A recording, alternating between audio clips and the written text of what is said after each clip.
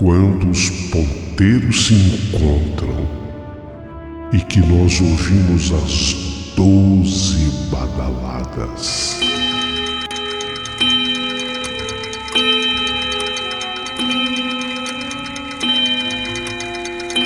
A hora que se anuncia é meia-noite. Uma hora em que tudo pode acontecer, inclusive nada. Mas hoje, muitos acontecimentos. Vamos à história de hoje.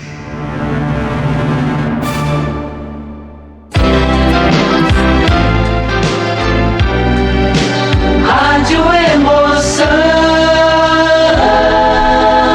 Paulinho Boa Pessoa. A verdade de cada um.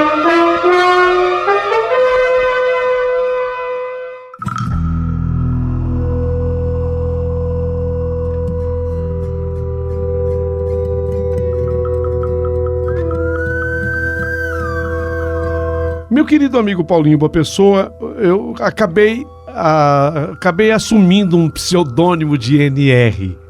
Iniciais do meu nome, Nestor Ribeiro. Mas eu explico o motivo, o porquê. É que eu sempre tive loucura para ser repórter e acabei não sendo. Dediquei a minha vida inteira ao funcionalismo público, trabalhei num órgão importante do governo federal e nele acabei também me aposentando. E me aposentei cedo. Eu acabei me aposentando com 58 anos de idade, quando ainda se podia se aposentar com a cidade naquele setor. Isso para mim foi muito legal, porque a partir dos 58 anos eu passei a exercer por conta própria a profissão de repórter investigativo. Era um desejo que eu tinha.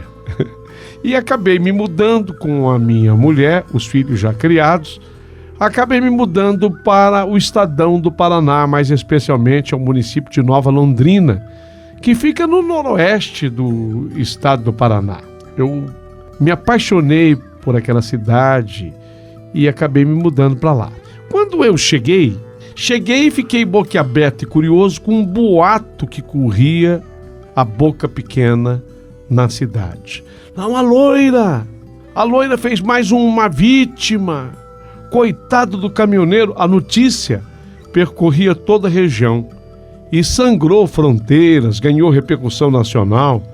Todo mundo queria saber quem foi dessa vez. Um falava, foi o rapaz lá do caminhão tal, o caolho caçambeiro, foi o japa, o carreteiro, o negão do tanque, aquele que tem um caminhão-tanque. Enfim, ninguém sabia ao certo quem tinha sido a vítima. Mas se dizia que havia uma vítima da loira de Matão.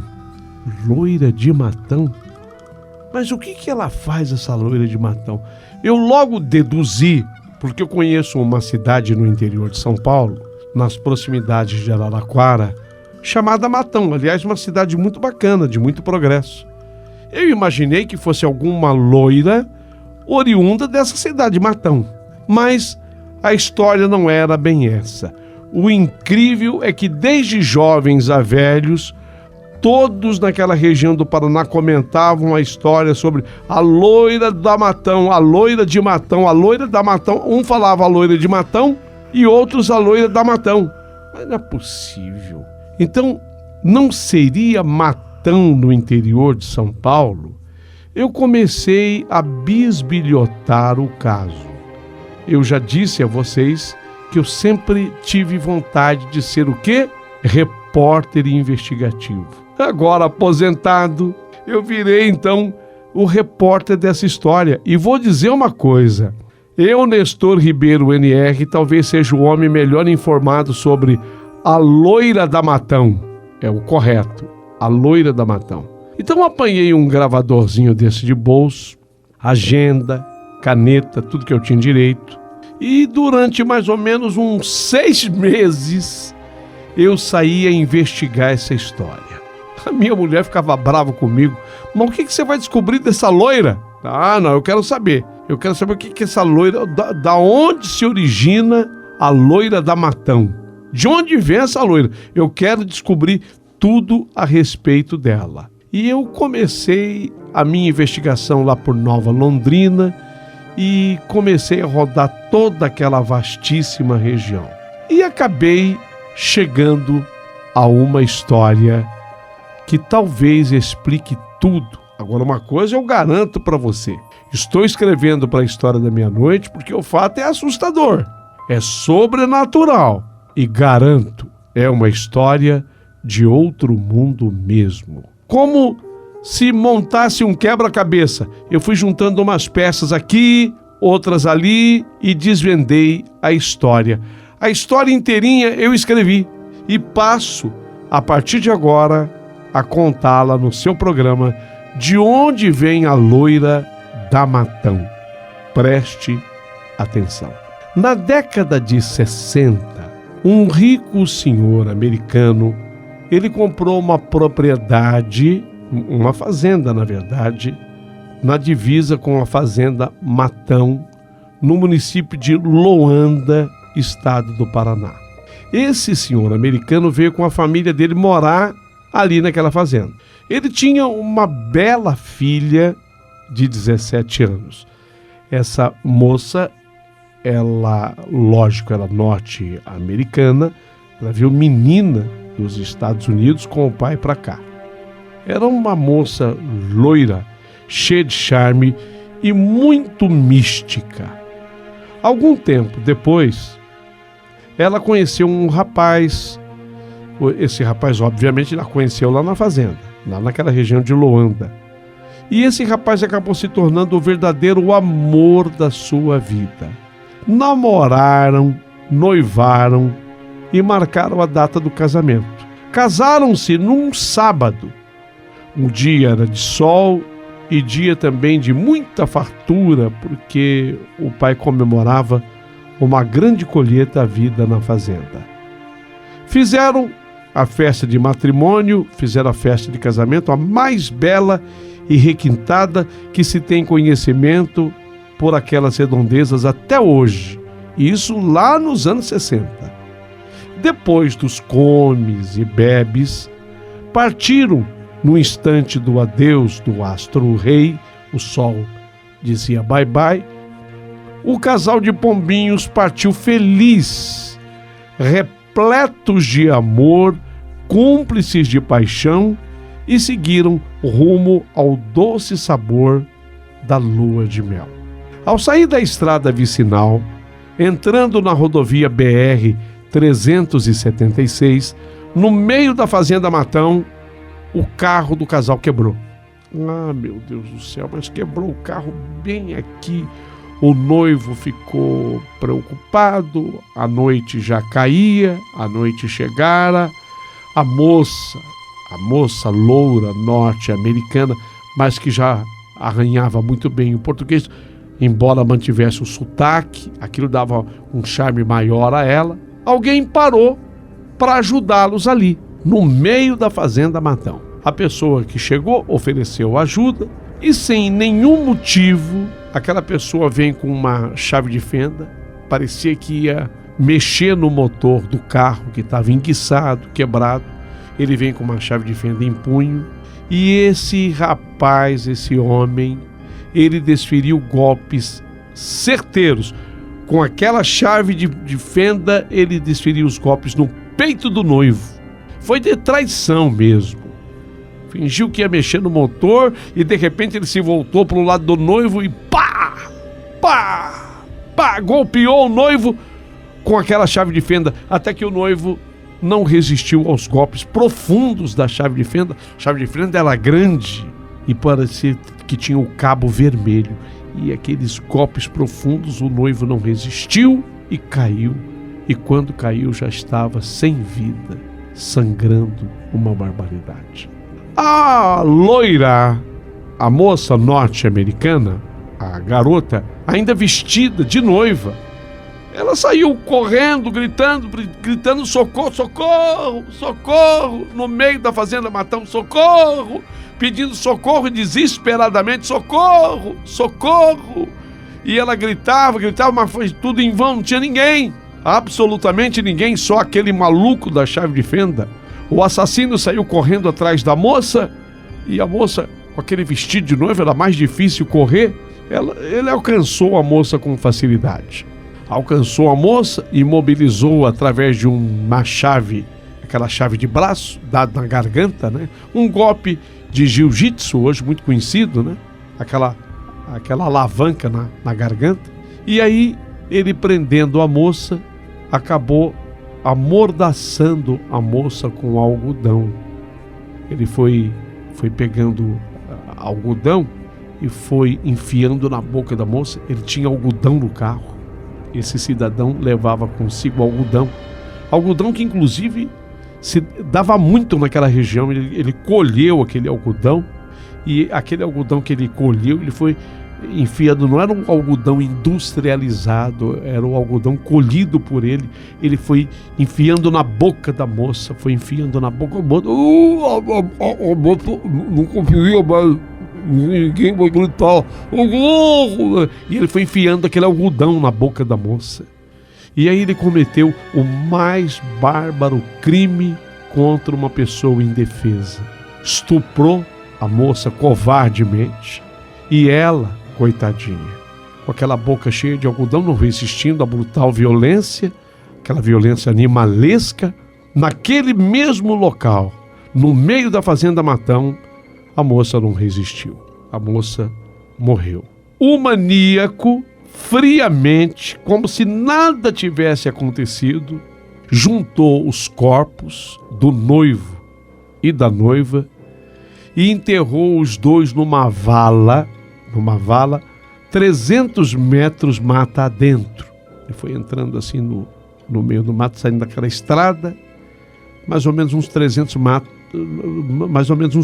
metros mata dentro, ele enterrou os corpos. E aí ele desapareceu com o veículo dos noivos e sumiu, sem deixar nenhum tipo de pista.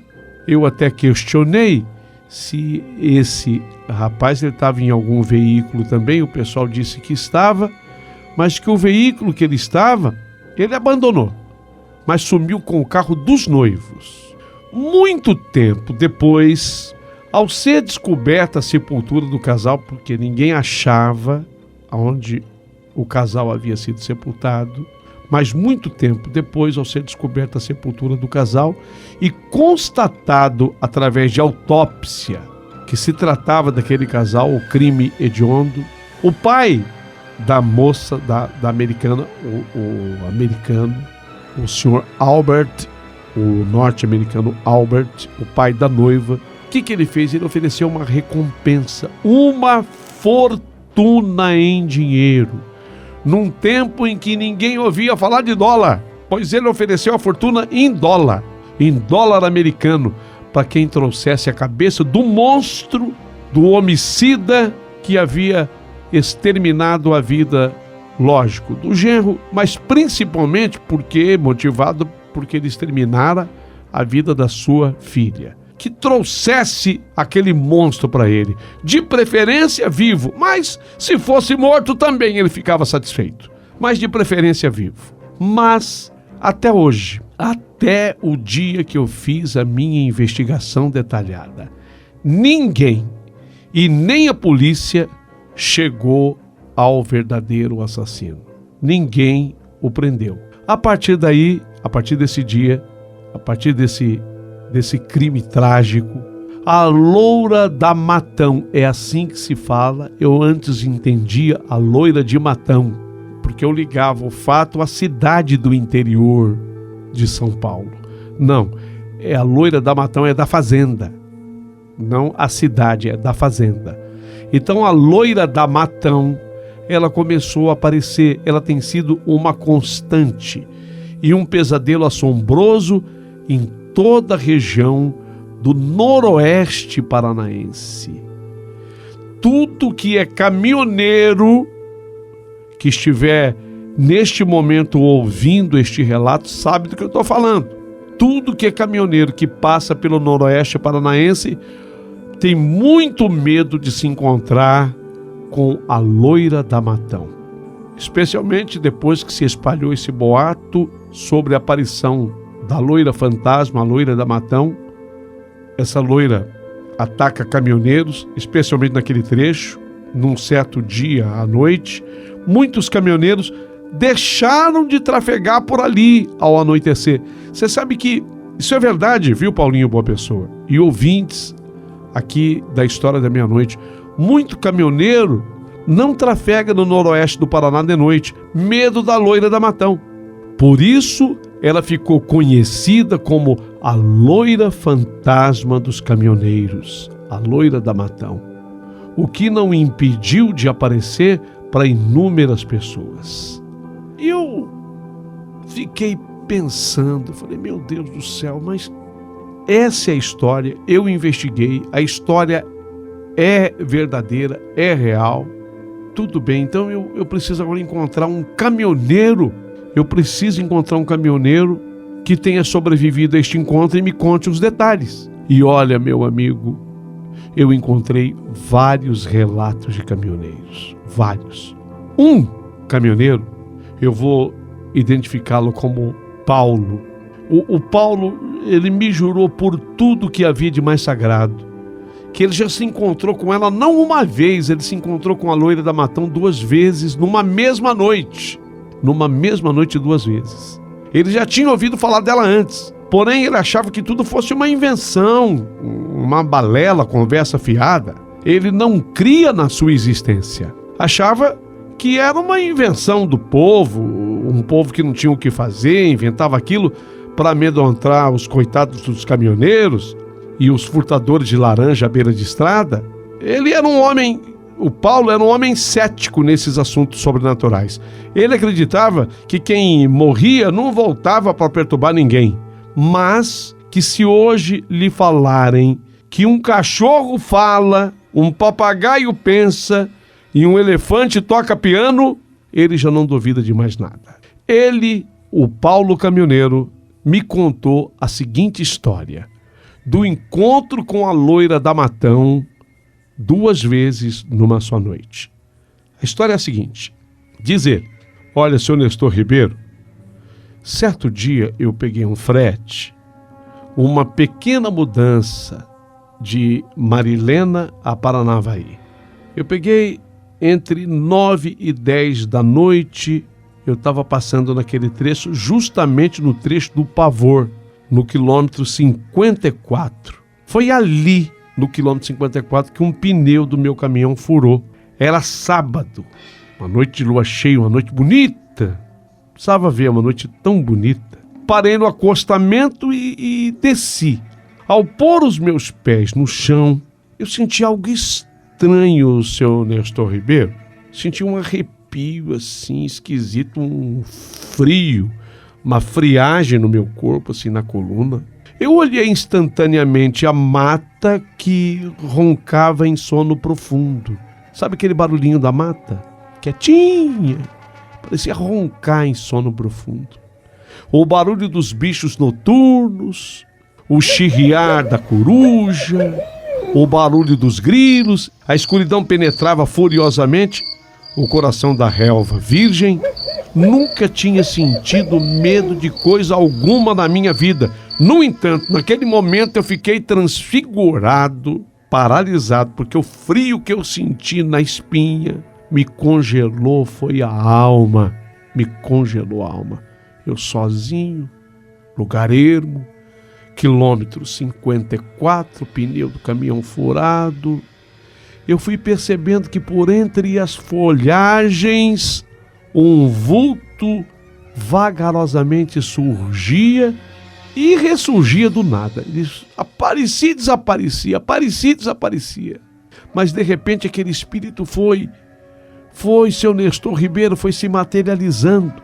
Seus olhos eram tristes, porém eram os olhos azuis e encantadores. Seu rosto meigo como o rosto de um anjo. Seus cabelos anelados, longos na cor de mel, de seu corpo umedecido, escultural, torneado, como de uma musa inspiradora, do corpo pingavam gotículas de orvalho. No emaranhado de cipós, deslizava-se como uma pantera e ela vinha ao meu encontro. E parecia vir ao meu encontro de uma maneira brava e irada. Eu me senti colado no chão. Eu fui tomado por uma síncope descomunal, estático. Eu não podia correr, tentei, mas os pés não saíam do chão. Estava colado no chão, literalmente colado. Não pude correr nem gritar. A voz também não me saiu, seu Nestor Ribeiro. O instante de perigo foi mágico. Eu engoli a voz. Eu fiquei com os olhos esbugalhados. Meu subconsciente me revelou de supetão: é a loira da Matão. É a loira da Matão. É a loira da Matão. Eu senti instintivamente que ela ia me pegar e, sem titubear, eu apelei urgentemente para o meu santo protetor. Meu São Cristóvão, eu tenho inclusive, no painel do meu caminhão tinha a imagem de São Cristóvão. Meu São Cristóvão, valei-me, meu São Cristóvão. Supliquei-lhe, implorei por socorro. Eu quando clamei por São Cristóvão, a porta do caminhão estava aberta, eu cheguei a olhar assim, devido à lua que estava bonita no céu, cheguei a ver a imagem de São Cristóvão grudada no painel. Era aquele ímã grudado no painel. Meu São Cristóvão, valei-me! E fiquei aliviado e maravilhado quando eu voltei em mim e percebi que eu tinha sido protegido por São Cristóvão. Quando eu vi aquela alma vagante sumir como um raio mata dentro. Meu São Cristóvão, valei-me, meu São Cristóvão, muito obrigado, meu São Cristóvão. Eu fui recuperando o ar, foi voltando a minha voz ao normal, recuperado do susto. Eu precisava ainda trocar o pneu, se eu pudesse ir embora com aquele pneu daquele jeito mesmo. Mas o caminhão com a mudança em cima estava muito pesado, eu tinha que trocar. Troquei o pneu e quando eu consegui trocar o pneu, sempre nesse tempo todo clamando a ajuda de São Cristóvão, coloquei o caminhão de novo na estrada, restabelecido. Eu comecei, a cantar uma música qualquer, assim, para poder me ajudar. Meu Deus. Ave, ave, ave Maria. Eu comecei a cantar as músicas sacras que me vinham à cabeça. Aí liguei o caminhão e saí do lugar. E quando eu já tinha andado mais ou menos uns 5 quilômetros, eu não podia correr com o caminhão pesado. Quando de repente eu parei de cantar e pensei, aquilo foi uma miragem, aquilo foi um sonho, aquilo foi um devaneio. Eu não ouvi nada. Aquilo tudo é criação da minha mente. Eu comecei a pensar assim, sabe, seu Nestor Ribeiro? Afinal, eu estou cansado, sem dormir desde ontem, vida de caminhoneiro não é fácil. Eu imaginei tudo isso. A gente começa a ver coisas estranhas, até fantasmas aparecem. Eu me convenci de que eu tivesse cochilado, sonhado, tido uma alucinação, sei lá, coisa da insônia. Mas não vi nada, não é possível, não existe. Eu pensei comigo, a loira da Matão não existe. Por que eu falei isso? Seu Nestor Ribeiro, por que eu falei isso? A loira da Matão não existe, por que eu falei isso?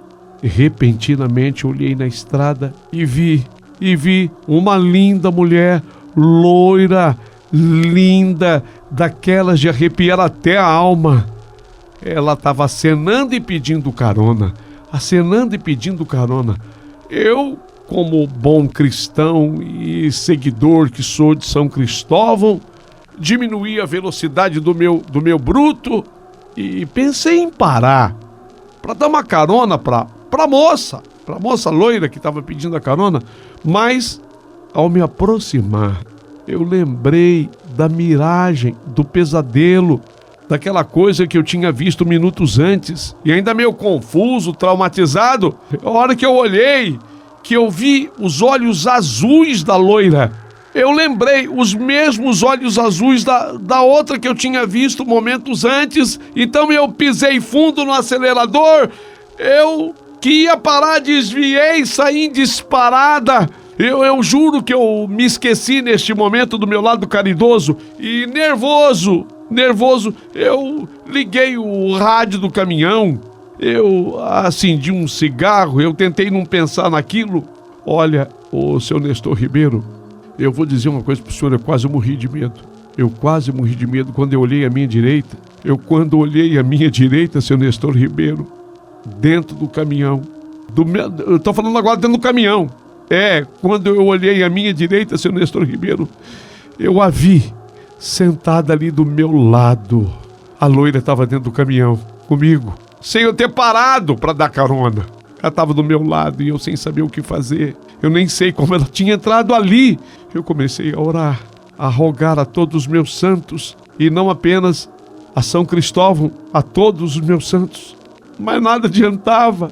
Ela continuava ali, como quem desejasse se comunicar comigo. Enfurecida, ela começou a se metamorfosear, a sofrer mudanças. Os olhos azuis começaram a lampejar e a mudar de cor, de azul a vermelho. Dos ouvidos dela e do nariz dela brotavam algodão, muito algodão ensanguentado. Sabe o algodão, mas não esse algodão industrializado, o algodão como a gente colhe na roça. O algodão ensanguentado a sair do nariz e do ouvido dela e até da boca dela. De seu corpo em erupção jorrava sangue por todas as partes e começou a exalar um odor. Ela não estava com aquele cheiro, mas começou a exalar um mau cheiro, um cheiro insuportável. E aos poucos ela foi se decompondo. Meu Deus, senhor Nestor Ribeiro, era uma coisa do outro mundo. Eu fiquei desesperado, eu perdi o controle do caminhão, que no asfalto derrapava, e num e no outro acostamento, fazendo um zigue-zague. E a mudança em cima do caminhão, eu vi a morte sentada ao meu lado, eu fiquei frente a frente com a feiura da morte. Eu nunca tinha visto nada tão horroroso em toda a minha vida. Então, seu Nestor Ribeiro, sentindo que eu ia morrer, vendo a morte de perto, sentada ao meu lado, eu comecei a orar e a clamar: oh Deus, Senhor Deus, em nome de Jesus Cristo, nosso Senhor Jesus Cristo, salve-me, Senhor, Jesus me salva, sangue de Cristo tem poder, perdoa os meus pecados, Jesus, eu acredito em Jesus. E o bicho, transfigurado como fênix, ressurgiu daquela coisa gosmenta, olhou para mim como quem me dissesse por telepatia: estou decepcionada. E imediatamente voou pela boleia do caminhão, esvoaçante e misteriosamente desapareceu na escuridão da noite.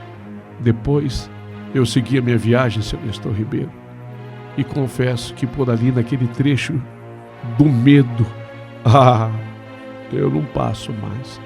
De noite não, de dia sim. De dia eu sou obrigado, eu tenho que fazer a viagem, mas de noite eu não passo ali, mas de jeito nenhum. Nem que me paguem uma fortuna de frete, eu não paro ali, mas não passo. Vai que acontece alguma coisa com o caminhão, eu seja obrigado a parar, porque o bicho é feio. Seu Nestor Ribeiro, o bicho é feio. Olha, ela é linda no começo, ela é maravilhosa no começo, mas depois vai enfeiando, os olhos azuis se transformam em olhos vermelhos, e o cheiro que começa a exalar, ela fede feito um gambá.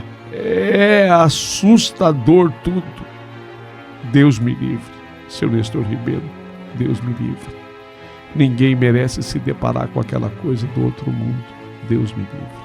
Anotei todos os detalhes da declaração feita pelo caminhoneiro Paulo. Só que eu havia me transformado num repórter investigativo. E eu não me limitei a ouvir o seu Paulo. Eu quis ouvir mais gente. E aí eu fui ouvir o motoqueiro. E o que o motoqueiro me falou... Bom, ô Paulinho Boa Pessoa, o relato do motoqueiro eu mando para você na próxima história da loira da Matão. Paulinho, eu investiguei. Ela existe. Quer dizer, ela existiu exatamente da forma que eu descrevi aqui hoje. Se você me der crédito e os seus ouvintes também, que eles mandem no comentário, eu volto com os demais relatos. Eu ouvi muita gente em entrevista e o próximo é o motoqueiro. Se vocês quiserem ouvir, é só se manifestar no comentário, por favor. Então, você gostou da história do NR, Nestor Ribeiro, o nosso repórter investigativo? Então você, por favor, se manifeste. E outras histórias virão por aí. Aproveita, curta, manda o seu joinha, manda o seu comentário, manda o seu valeu demais. E se não for pedir muito, aproveita e se inscreva no canal. Além disso, você pode ser membro do nosso canal, o que será uma honra muito grande. Se você quiser ouvir outras histórias do NR, é só escrever NR, quero ouvir os demais relatos sobre a loira da Matão. Você sabe que eu também achava que fosse a loira de Matão? Eu também achava. Viu, seu Nestor Ribeiro? Também achava que fosse a loira de Matão, que era a cidade de Matão. Então é a loira da Matão. Voltamos.